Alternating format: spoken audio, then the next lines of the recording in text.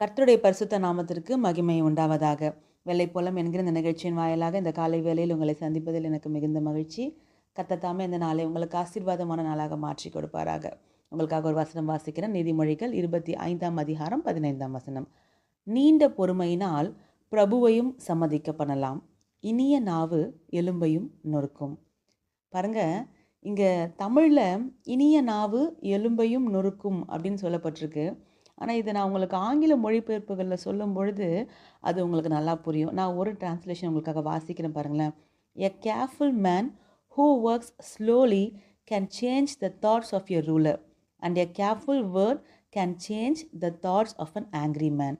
அதாவது இங்கே என்ன சொல்லப்பட்டிருக்கு அப்படின்னா, நீங்கள் ரொம்ப பொறுமையாக ஒரு பிரபுவை அணுகி அவங்களிடத்துல நீங்கள் பேசும் பொழுது அவங்களுடைய சிந்தனை எப்படி மாற்ற முடியுமோ, அதே போல் ஒரு கோபமுள்ள மனுஷன் இருக்கான் அப்படின்னா உங்களுடைய மெதுவான வார்த்தைகள் அவனுடைய கோபத்தையும் ஆற்றிவிடும் என்று சொல்லப்பட்டிருக்கிறது.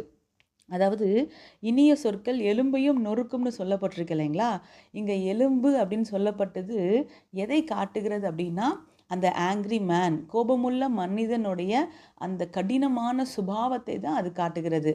அந்த கடினமான சுபாவம் கூட உங்களுடைய மெதுவான சொற்கள் என்ன பண்ணிடுமா, மாற்றிவிடும் என்று சொல்லி நம்ம பார்க்குறோம். அப்போது நம்ம வாழ்க்கையில் நம்ம பேசக்கூடிய வார்த்தைகளை ரொம்ப ஜாக்கிரதையாய் தெரிந்தெடுத்து பேச வேண்டியது அவசியமாக இருக்குது.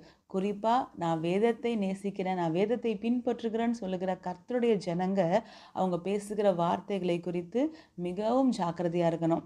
என்னை கேட்டிங்க அப்படின்னா, நம்ம இம்மீடியட்டாக ரியாக்ட் பண்ணுறதுக்கு முன்னாடி ஒரு நிமிஷம் இந்த இடத்துல இயேசு இருந்திருந்தா அவர் எப்படி பேசுவார், அவர் எப்படி யோசிக்குவார், அவர் எப்படி ரியாக்ட் பண்ணுவார்னு நினச்சி நம்ம செயல்பட்டாலே போதும். என்ன சொல்கிறது, எலும்புகளை நொறுக்கத்தக்கதாக, கடினமுள்ள மனிதர்களுடைய இருதயத்தையும் மாற்றத்தக்கதாக நம்முடைய கேரக்டர் வளர்ந்துருக்கும். நம்ம ஜெபிக்கலாம். பரலோக தகப்பனே, ராஜா உம்மை ஸ்தோத்திரிக்கிறோம், உமக்கு நன்றி செலுத்துகிறோம்.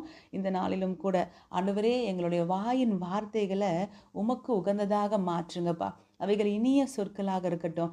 எலும்பை போல கடின இருதயம் உள்ள ஜனங்களையும் கூட மாற்றக்கூடிய சொற்களாக, அவைகள் கிருபை பொருந்தின வார்த்தைகளாக அமைய தேவனே எங்களுக்கு தயவு பாராட்டுங்க. அப்படி செய்து உங்கள் நாமத்தை மகிமைப்படுத்திக் கொள்ளுங்க. இயேசு கிறிஸ்துவின் நாமத்தில் ஜெபிக்கிறோம் பிதாவே, ஆமேன். தேங்க்யூ. God bless you.